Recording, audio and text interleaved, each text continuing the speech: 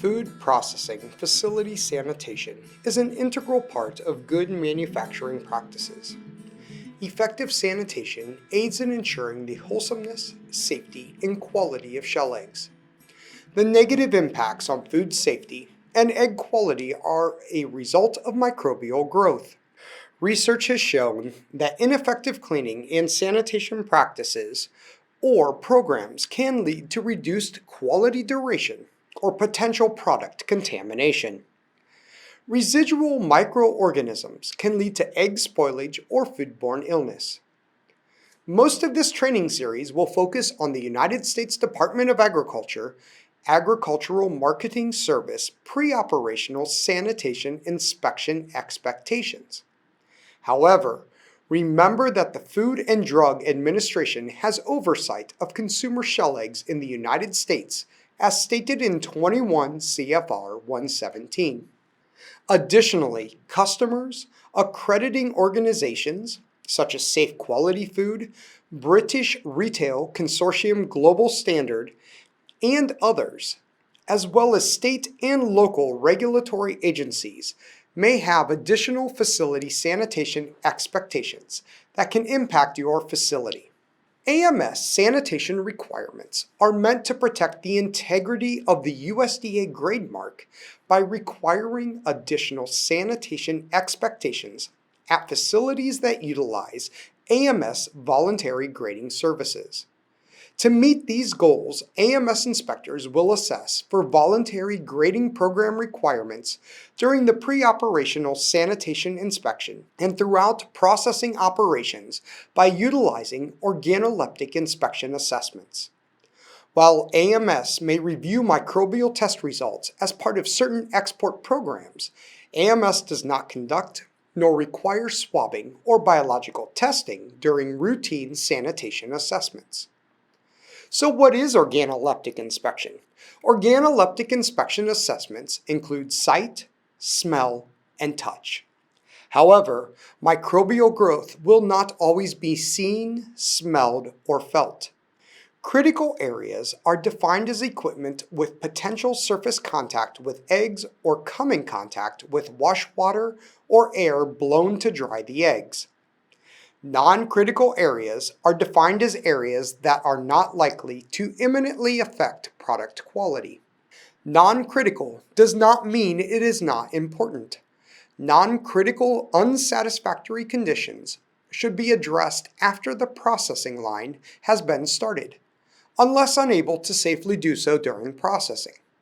Before shell egg packers may use AMS voluntary shell egg grading services, a formal facility review must be conducted and approved. The review ensures that a building must be constructed in a sound and sanitary manner that is readily cleanable. For a full list of AMS plant survey requirements, contact the local AMS supervisor.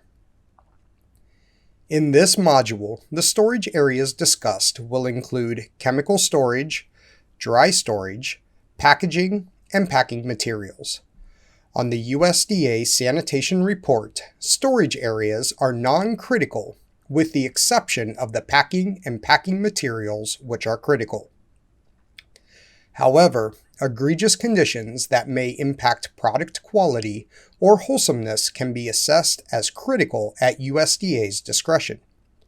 Reoccurring unsatisfactory non-critical findings may also be elevated to critical. Critical areas are defined as areas with potential surface contact with eggs.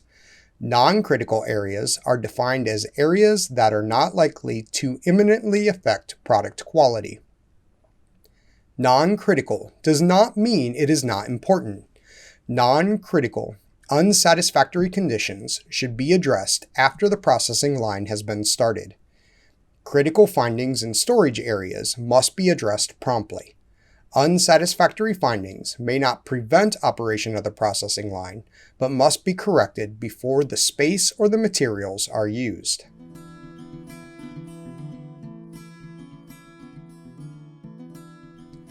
Regular cleaning is necessary to prevent the buildup of dust and cobwebs throughout the dry storage area.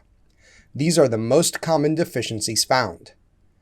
Ceilings in the dry storage area should be unlikely to accumulate debris or egg meat directly. The ceiling can be easily overlooked depending on the height of the dry storage area, but it is important to assess all surfaces for unsanitary conditions. Walls in the dry storage area should be unlikely to accumulate debris or egg meat directly. Walls may be constructed of a variety of materials requiring different cleaning methods.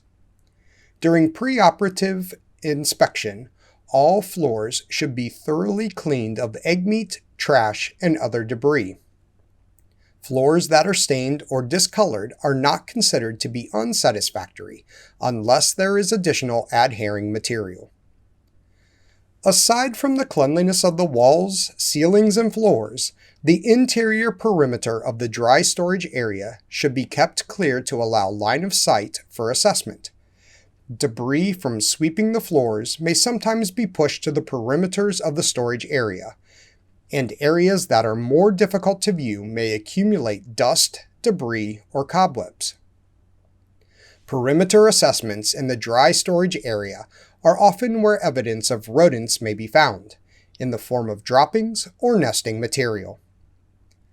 The ceiling of this obviously dirty storage area is in the process of being remediated, though the problem should not have been allowed to get to this point. Issues that require a significant amount of time to correct, such as this one, need to be discussed with the AMS supervisor to establish an acceptable timeframe for corrections. If progress is not made according to agreed-upon timelines, the grader should contact their supervisor for guidance. Here is an example of an unsatisfactory perimeter area, including an unswept floor and a dirty wall. The ink staining alone would not warrant an unsatisfactory finding. However, the buildup of grime needs to be addressed. The wall and floor are both unsatisfactory findings in a non-critical area. This is an example of a forgotten corner of a storage area, perhaps blocked from view by pallets. All sections of the storage area that can safely be evaluated should be seen during preoperative inspections. Any areas that are difficult to get to should be discussed with management to prevent this type of deficiency. This is an unsatisfactory finding in a non-critical area. These pallets are pulled back from the wall sufficiently enough to allow for an assessment of the storage room perimeter. The wall, ledge, and floor appear to be well kept with no signs of dust, debris, or cobwebs. This is a satisfactory finding in a non-critical area. Here is a similar area with sufficient space that has not been as well kept. Trash and debris are still present within the bracing. This is an unsatisfactory finding in a non-critical area.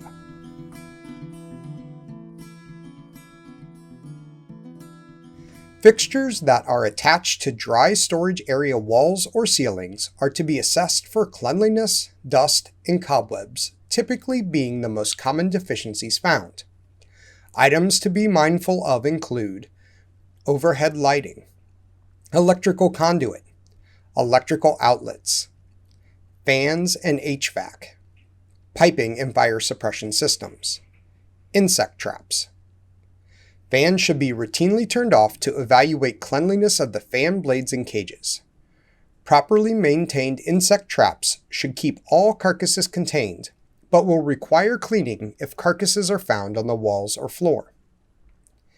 Any fixtures that cannot be easily evaluated from the floor level should be discussed with the AMS supervisor to develop an acceptable alternative method of assessment. Condensation, whether from HVAC units, water lines, or from the ceiling itself, is a significant contamination concern. Any observed condensation must be addressed and cannot be allowed to drip onto packing and packaging materials.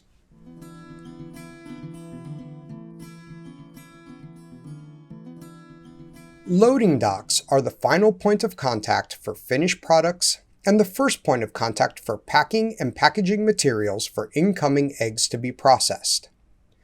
Docks will commonly consist of a roll-up door with flaps or skirts an adjustable ramp, and recessed portions of the floors or walls to accommodate equipment. Doors are required to be tightly fitted, allowing no space for rodents or pests to enter.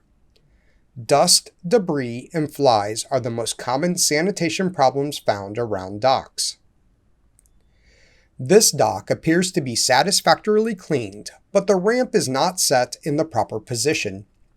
This forms a gap that may allow rodents and pests to infiltrate the building. Management should raise the ramp enough to form a tight seal. This is an unsatisfactory finding in a non-critical area. Similar to the last finding, this door has not been fully closed. The door should seat firmly enough to the floor to prevent rodent and pest infiltration. This is an unsatisfactory finding in a non-critical area. This dock has some dust and debris on the ramp and in the recessed portion of the floor. This amount of debris in a localized area is not cause for an unsatisfactory finding. This is a satisfactory finding in a non-critical area.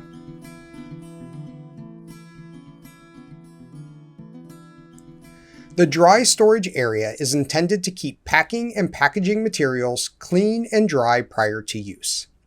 This is accomplished by maintaining the overall room in a clean and dry condition. All materials, whether bearing official USDA identification or not, are to be covered and/or wrapped to prevent contamination. This is especially important for packing and packaging that cannot be cleaned, such as cardboard or pulp cartons. Any unused cartons, boxes, overwrap film, or RPCs, reusable plastic case, from the previous day must be covered when returned to storage for the next day's preoperative inspection. Only packing or packaging materials that are clean and stored under satisfactory conditions may be used under the AMS voluntary grading program. Some materials, such as RPCs, folding metal display carts, also known as egg cart bossies, reusable polymer pallets and Tic Tacs, baskets, or plastic flats, are readily cleanable and can be corrected when unsatisfactory conditions are observed. Any other packing or packaging materials that are not readily cleanable should be discarded when unsatisfactory conditions are observed. Storage areas are a likely place to harbor rodents if present, due to the limited amount of foot traffic and the presence of potential nesting materials. Evidence of rodents, such as shown here, should be brought to the management's attention for remediation. This is an unsatisfactory finding in a non-critical area, and depending on severity, it should be brought to the AMS supervisor's attention. Reusable plastic cases, flats, or Tic Tacs need to be kept in a sanitary manner. Dirty materials, such as shown here, are both a sanitation and a biosecurity concern if brought from or shipped to other facilities. When present in storage areas, these are unsatisfactory findings in a non-critical location, and the materials must be thoroughly cleaned before being reused. Packing and packaging materials that are not kept covered are likely to deteriorate or become dirty over time. Any uncovered materials in the warehouse should be covered in a timely manner to prevent issues such as this. Dirty or damaged materials such as this one are unacceptable for use in the AMS voluntary grading program and should be discarded.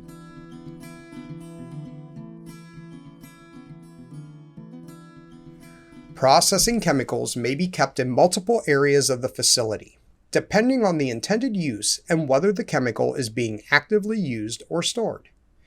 Processors may or may not utilize all areas discussed in this module depending on the nature of the operation. We will discuss storage areas for chemicals not connected to egg processing equipment and areas with chemicals in active use. Barrels or totes of chemicals that are not in active use are often stored in a separate room or caged area of the facility.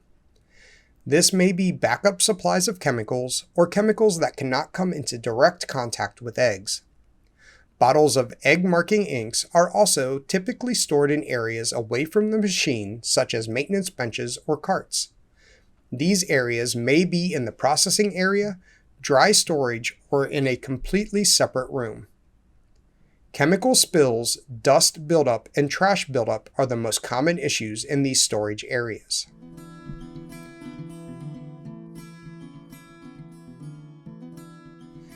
Barrels or totes of egg washing chemicals are usually kept in close proximity to the processing machine for convenient usage. Chemical spills and stains will be more likely to occur in any area where chemicals are in active use. Floors that are stained or discolored are not considered to be unsatisfactory, unless there is additional adhering material. Staining and discoloration may occur when floors are not cleaned thoroughly after chemical spills or due to the type of chemicals interacting with the flooring materials. Items to be assessed in this area include the barrels or totes, spill containment pallets or wooden pallets, any plumbing lines and associated pumps leading to the processing machine, the ceilings, walls, and floors associated with the area. Chemical containers, especially those containing mineral oil, will quickly create a sanitation issue if not routinely cleaned.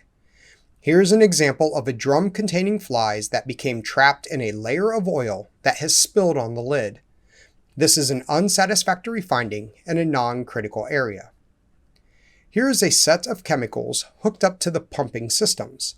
The containers appear to be clean with no evidence of chemical spills or dust buildup, and the surrounding area is well kept.